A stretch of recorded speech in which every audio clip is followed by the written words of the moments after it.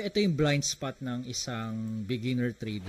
We're going to check the lower time frame. Of course, mas marami ang galaw dito. Mas makikita kayo mga highs and lows. You have, impulses. Pwede nyo pong i-trade yun. Okay? Huwag po kayong, magdadalawang isip na, downtrend kasi baka magtuloy. Basta, merong good setup.